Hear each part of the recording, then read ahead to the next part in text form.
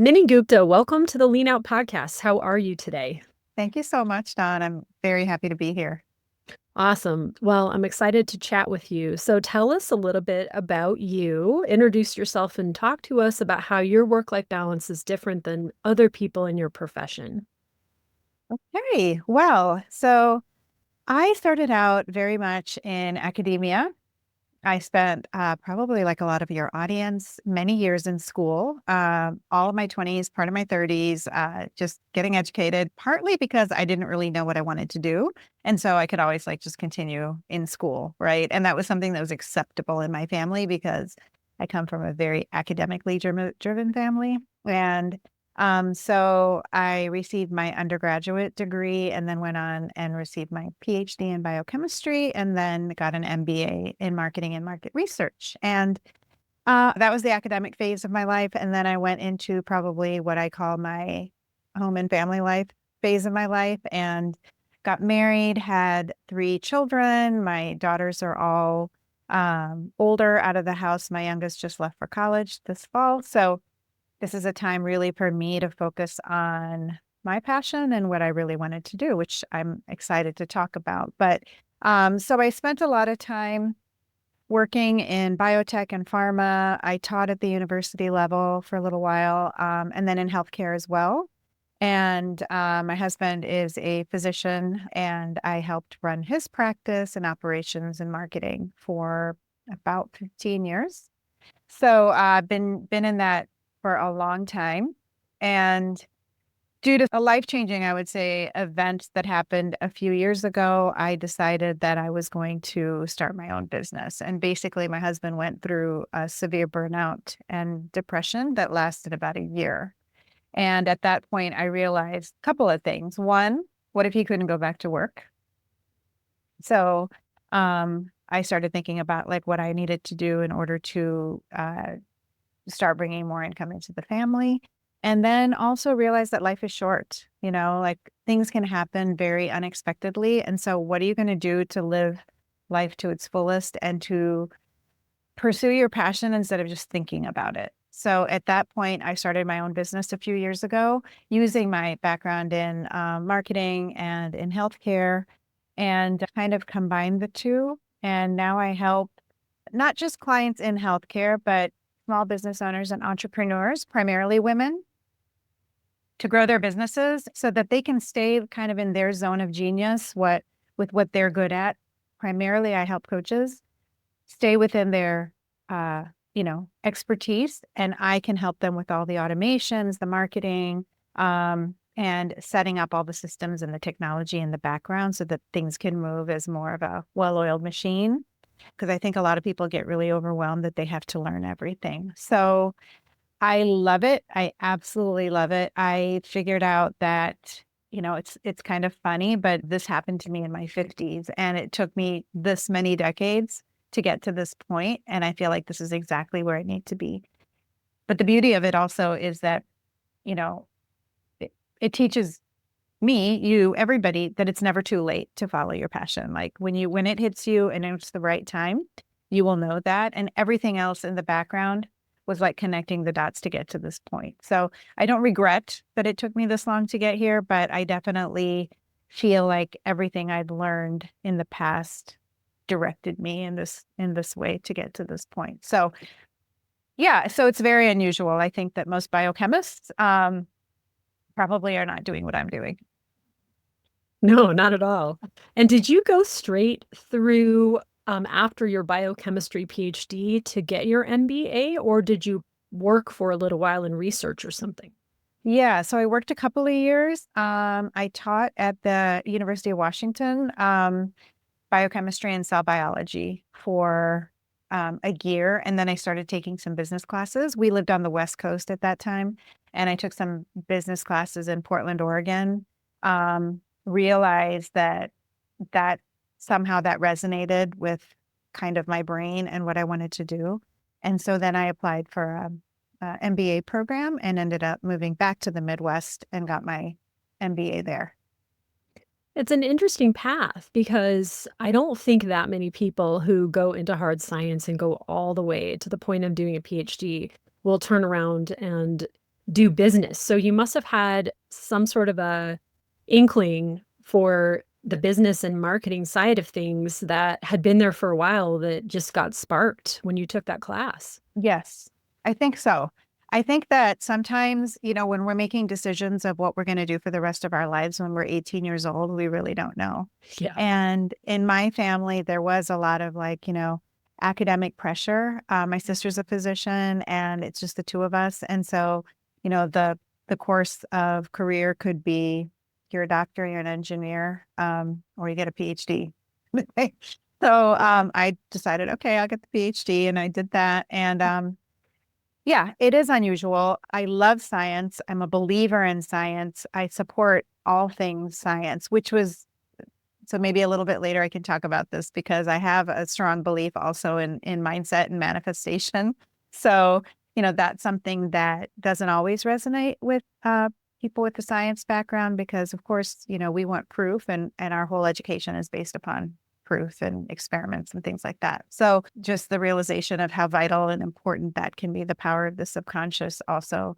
I feel like in the last few years, I have almost transitioned into something completely different from what I was before, um, because I help people with their businesses, growing their businesses. They're not all science. They're all kinds of coaches, that I help. And then the manifesting portion of it, which is very rooted in science at a lot of levels. I don't know if you've ever read,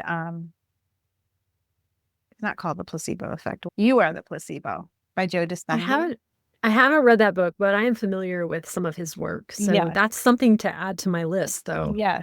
You are the placebo. And it really That's right. talks about the placebo effect, which, it's like why do 40 to 60% of people get better taking a sugar pill just when they Mm. believe that it's actually medication, right? And so it's the power of the subconscious and how you can actually rewire your brain to think differently about things. And so I have done that. Like I've spent a lot of time going through, especially when my husband was sick, because I needed something to sort of calm me down and help get through that stress in that very difficult time. And that's when I started listening more to podcasts and reading some of these books. And so I started my business at that time.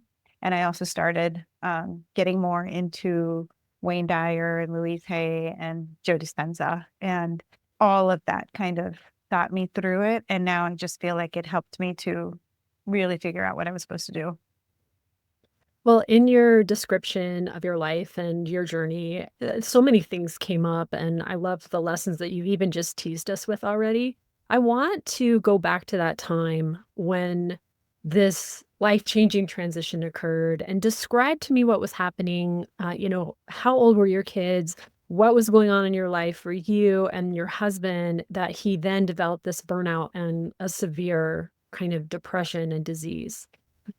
Yeah. So my husband has his own practice and he's had it since 2010. And as you know, medical practice is not what it was in the 80s or 90s. It's a completely different ballgame. There's so much that a physician has to do outside of just helping patients. And I think that having his own practice, he had two locations, and it just got the better of him.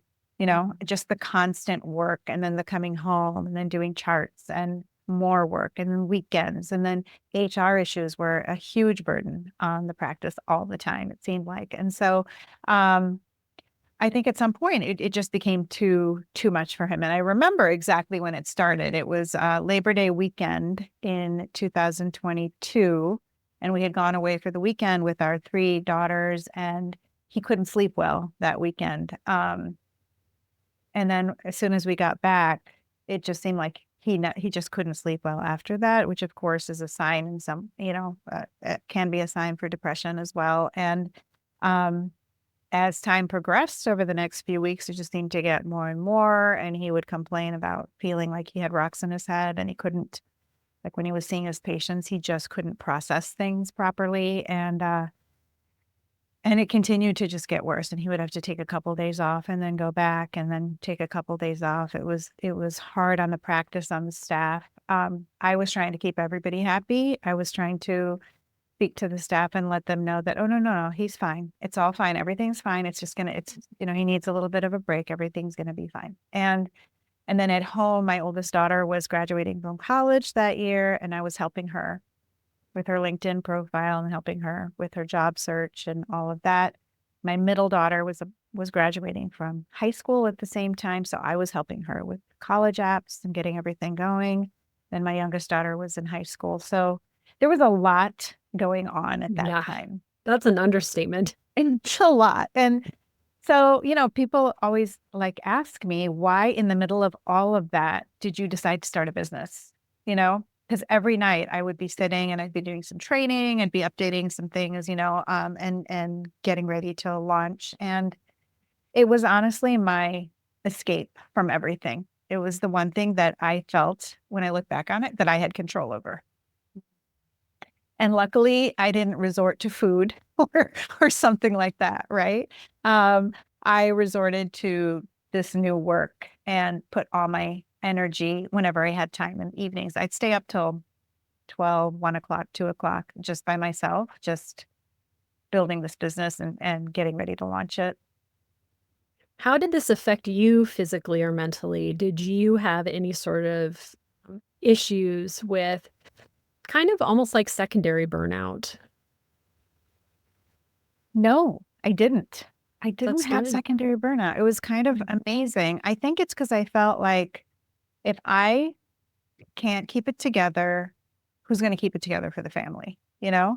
And then that's also when I was reading and listening to podcasts about spirituality and manifesting and mindset.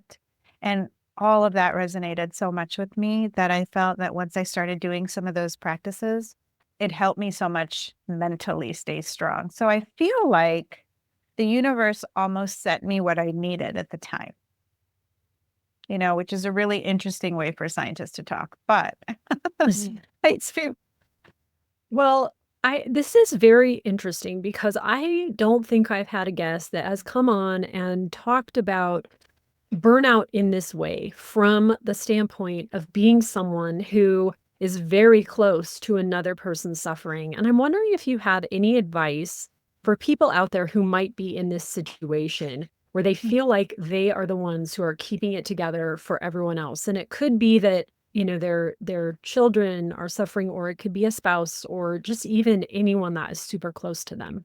yeah.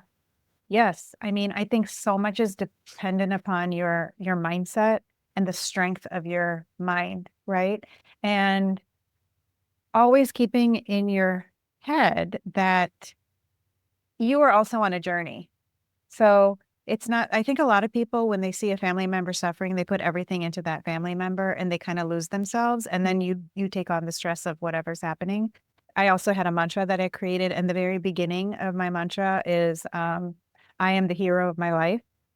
And saying that every day just got me thinking like, okay, this is my life and I am the hero of the life. Of my life. There's nobody else that's going to manage this except me. This is my life that I'm living. And it helped me stay strong and move forward. And I think spending the time to meditate, saying my mantra, um, focusing on some of the things that I could control is what really helped me through that. I love it. It's so powerful and useful information because it makes more sense now when you talk about your business as an escape, and yet it was something that you felt like that you could control, and you were also still trying to make sure that you fostered your own joy and that you didn't lose yourself while other people around you were suffering. Absolutely. And I also have to say the support of my very close friendships. I had a very close group of friends who I could call and talk to, and I would meet them for coffee. And so I never retreated kind of into myself, and I didn't allow myself to be alone and to get like mired in the potential depression myself. And this may or may not be true, but I don't think I have like depression mindset. Like I feel like as soon as I feel myself feeling bad about something or maybe not confident or uncertain, I immediately go back to my mantra. I go back to my positive affirmations for the future and those kinds of things and focus on the things that are going really well. Um, and that helps also to get through those times. So while all of this uncertainty was happening, It always comes up in conversations where someone is making a big change or there's a big change thrust upon them. How did you deal with financial uncertainty, especially because you mentioned worrying like, what if my husband can never work again? And then you have these kids that are one is graduated college, but the other ones are about to go, and we all know how expensive college is. So how Yeah. did you deal with that? Yeah. I mean, I would say that was probably one of the most stressful things for me is thinking about that. Like if he couldn't go back to work, of course we have savings and that kind of thing. But how was I going to keep us afloat that way as well? And, um, I think there's also this thing that we have about money scarcity. That can be a mindset that can be really debilitating for people. And so I had to come out of that money mindset because, like, when you're starting a business, there's money you have to put into it, right? You have to get the appropriate training. I hired mentors to help me through it because I knew, as I like to tell other people, that I couldn't do it all myself. And in order to move quickly, if you can get people who have been there before and have that expertise, then you can focus on what you're good at. And so I had hired like multiple mentors to help me through all of that time. And that was really important also to getting through. Okay. So what I'm hearing is don't fall prey to the money scarcity mindset. You do need to invest Yeah. in things if you're trying to make a change. And Yeah. sometimes that is training, and sometimes that is mentorship or outsourcing of something. Yes. I think investing in yourself is the way to look at it. When you're growing a business, it's very difficult to do it without some sort of an investment into yourself as the future self that you want to be, right? So I focused on that. And then I found that once I spent some money on a mentor, I like hired another mentor and then another mentor. Then the money just, I was like, okay, I'm just going to start spending it. And then you see it coming in too, because I'm a believer that if you're expecting other people to spend their money on your services, you have to have the mindset that you also can spend money on other people's services. And I feel like it's this energetic dance that happens. Um, and definitely was the case for me. Yeah, I totally understand what you're saying, and yet I know that I have been one of those people who's been resistant to that, and I have had to let go and loosen the reins, being someone who is very frugal and who started their adult career along with my husband, who's also very frugal, being someone who just saved and DIY'd everything. Yeah. And I have had to loosen that a little bit and start to hire people, and I'm still, I have to admit, on the kind of the small scale of it, and, letting go is still a Yeah. process. Yes. It is stressful when you're not used to that. It's a whole different mindset. But my thing is you can change your mindset at any point. You can Mhm. change the way you think about things at any point. You make the decision to do it, and then you put your thoughts into that and you speak about it in a very positive way to yourself. You also have to figure out what your blocks are, you know? Like if you have a money mindset block, a scarcity block, whatever it may be, uncertainty, imposter syndrome, there's so many things we're blocked about. And a lot of times women are, have more blocks than men do. But I always like I have a three-step process for my clients too. And this has nothing to do with the marketing and advertising stuff that I do, but it's more like getting people to understand like what is holding them back from success. Like some of the things I take them through is like unblocking some of these things that are holding them back from moving forward. And then surrounding themselves with other people who have done it, joining groups of people that can serve as examples. And once you do that, you start seeing subconsciously that, oh, this is possible for me too. Like I can do this as well. So there's the power of that. And then taking intentional action. So you can't just want it all, say a couple mantras, meditate on it, and then everything opens up for you. You also have to take your aligned action, whatever that may be, to then move in that direction. And when you open all that up and truly believe that this is your fate and what's going to happen for you, then you start receiving like pings, right? Like I just don't believe in coincidences anymore. Now I believe that these are things that are being brought to me for a reason. And I focus on each one of those things that come into my life as to what am I learning from this and what am I supposed to learn from this? You basically answered my next question, which was how you take clients through trying to break through some of these barriers, so that's wonderful. And you talked about how the different businesses that you're supporting are all sorts of a variety of businesses, correct? Yes. Yep. So give us some examples of, things that people are starting that you're helping with. Well, so I have someone who is a peak performance coach. She's a holistic peak performance coach. She's based out of the UK, so I'm helping her with a lead magnet that I created. It's a done for you product. This is the one thing in my business that I have really focused on a lot because this particular lead magnet has a very high conversion rate of qualified clients. It's about 40% compared to the 4% industry average.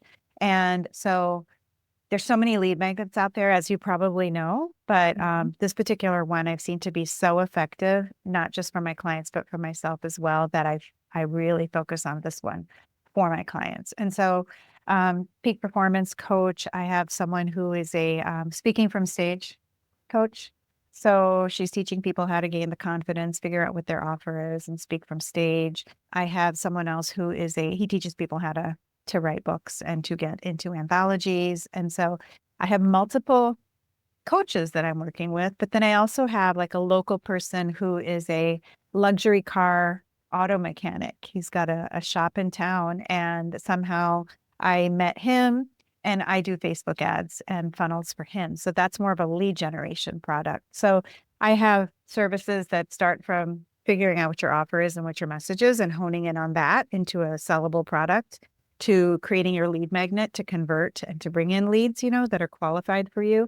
And then once you have that going and you start bringing in some revenue and becoming more visible, then go into paid advertising. And I create that whole system also for my clients so that then they're pouring gasoline onto a system that's already working with their lead magnet and just bringing more eyes to it.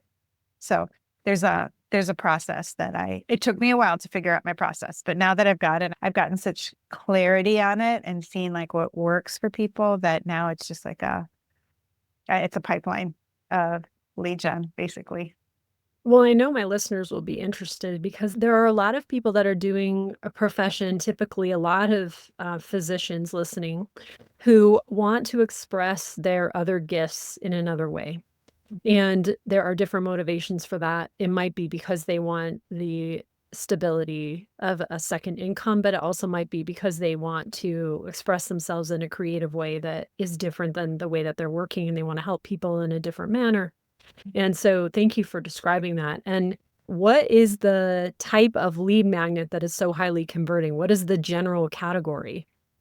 So what it is, it's an assessment funnel. And you could think of it as a quiz funnel, but it's an Okay. assessment funnel that Mhm. basically I build out. It has a landing page. It has the assessment itself, which is typically 12 to 16 questions, and they're very specific to what the product is for the client. And then there's a results page. And the beauty of the whole thing is that this results page is dynamic and personalized to the answers that the client gives. Mhm. So the Yeah. client is answering 16 questions, and then they're taken to the results page, immediately given a graph with the total score of like, let's say 4 categories. Like if you are a wellness coach and one of your categories is diet, one might be exercise, one might be sleep. So you have multiple categories with questions under each. The results gives them not only a total score of how they're doing with wellness, but within each category, it gives them a score. And then it tells them, so the amazing thing is it gives insights and recommendations based on whether they have a low, medium, or high score in each Mhm. category. So what this does is it's the whole reciprocity idea, right? Like the person taking the quiz now feels like, oh, this person really understands me and they've already given me all this great information. I'm much more likely now to book a call with them. And for you, once they book the call, if you're the client, you now have the results you're looking at the stages that they really need help with. So you can now tackle that phone call armed with information that's really going to help them. So it reduces the time to figure out what your client needs and you can tweak your offer, right? Like if that particular client needs help with like their sleep, they're not sleeping well, your conversation can be around how to get them to sleep better. And that's Hmm. just a very simple example. But yeah, so the beauty of it is that it's personalized to whatever the answers are. I feel like this gives actual value to my clients that I can stand behind this. Like, this is something that truly can help you. And everything you do then, the focus of it should be is to get people to take your assessment. So you would have it like in the signature of your email, you would have it on your social media posts, you would have it in your profile in LinkedIn, you would have it as a QR code whenever you're giving like a talk or doing a master class, and you lead everybody to take that particular quiz because that's going to be the thing that is converting people for you. Yeah, I love this idea. So, getting back to you, you talked about having mixed feelings about starting a business so late. You feel that things happened for a reason the way that they happened, and yet could it have happened sooner? That would have been nice. Talk about what you wish you had known when you were younger, when you were just starting out, when you were a new mom, or, just beginning your adult life. Yeah.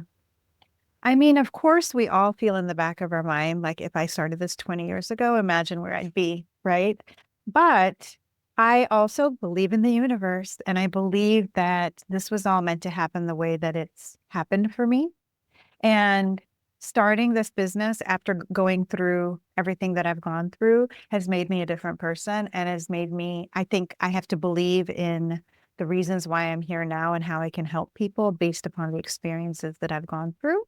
And, I spent about 20 years being available for my children, right? So I was working kind of part-time, doing stuff, helping my husband, working in pharma, but in a part-time level.